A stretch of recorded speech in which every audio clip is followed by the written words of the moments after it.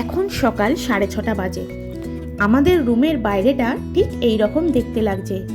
রোদ ঝলমলে আকাশ আর সামনে পাহাড়, তা দেখতে দেখতে চায়ের আনন্দ নেওয়া, স্বর্গীয় অনুভূতি। নমস্কার বন্ধুরা, আমি রাজেশ্বরী চলে এসেছি মহাবালেশ্বর ঘোরার ডে 2 ভিডিও নিয়ে। আমরা যেই দিন আসি সেই দিন বিকেলে ম্যাপ্রো গার্ডেন ঘুরে নিয়েছিলাম। ডে 2 মর্নিংয়ে আমরা প্ল্যান করে ফেলি আজ সারাদিন ঘুরে দুপুরের মধ্যে রওনা দেব বাড়ির উদ্দেশ্যে। সেই মতো সকাল সকাল স্নান সেরে পোহা দিয়ে ব্রেকফাস্ট সেরে আমরা চেক আউট করে নিলাম। যাওয়ার আগে হোটেলের একটু ঝলক আপনাদেরও দেখালাম। পথে যেতে যেতে এইখানে প্রচুর নার্সারি পড়ে। আমি তো থাকতে না পেরে গাড়ি থামিয়ে ভিডিওই করে ফেললাম।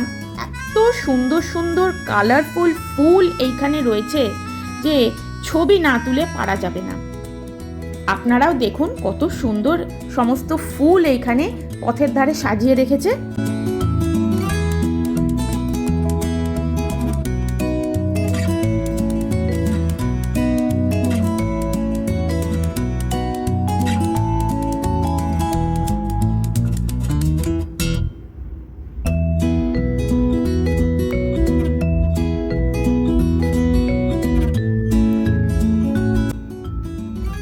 ফুলের এই সুন্দর শোভা ছেড়ে এবার আমরা রওনা দিচ্ছি মহাবালেশ্বরের প্রাচীন এবং আদি শিব মন্দিরে।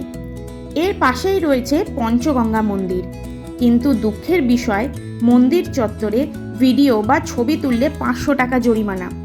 আমি তো ভুল করে মন্দির চত্বর ভিডিও করতে শুরুই করে দিয়েছিলাম, কিন্তু পুরোহিতরা মানা করায় স্টপ করে দিই। তাই মহাবালেশ্বর এলে এই মন্দির অবশ্যই দর্শন করবেন, কিন্তু ছবি বা ভিডিও একদম না। মন্দির ঘুরে আমরা চললাম ভেন্না লেকে বোটিং করতে। যেহেতু গরম পড়ছে তাই লেকের জল এখন অনেক কম। বর্ষায় জল অনেক ভরে যায় আর তখন বোটিংও বন্ধ থাকে। হাতে টানা বোটিংই এইখানে হয়, মোটর চলে না, জল পরিষ্কার রাখার জন্য। আমরা বেশ ভালো বোটিংয়ের মজা নিলাম।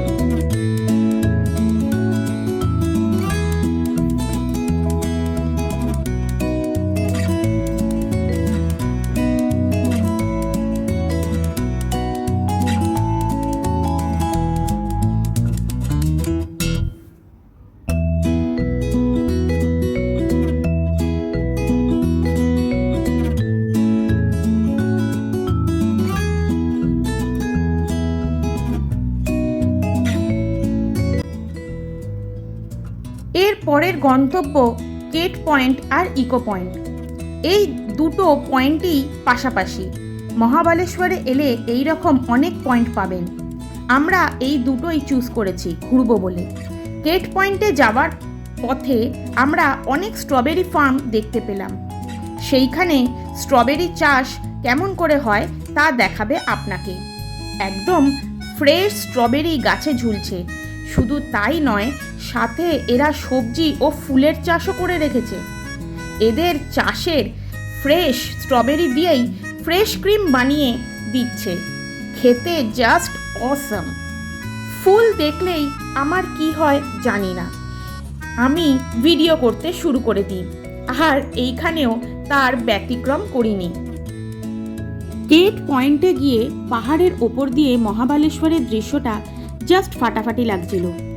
চড়া রোদ থাকায় গরমে একটু কষ্ট হচ্ছিল, তাতে কি পাহাড়ের পাদদেশে কোয়েনা নদী বয়ে যাচ্ছে। বর্ষায় এই নদী ভয়ালো রূপ নেয়। কোয়েনা নদীর ওপর ড্যামও দেখলাম পাহাড়ের ওপর দিয়ে। শেষে ইকো পয়েন্টে কিছু চিল্লি করে আর ছবি তুলে বাড়ির পথে রওনা।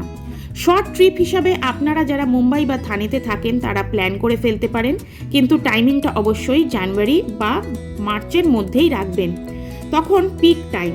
ভিডিওটি লাইক, শেয়ার, সাবস্ক্রাইব করে পাশে থাকবেন। বাই।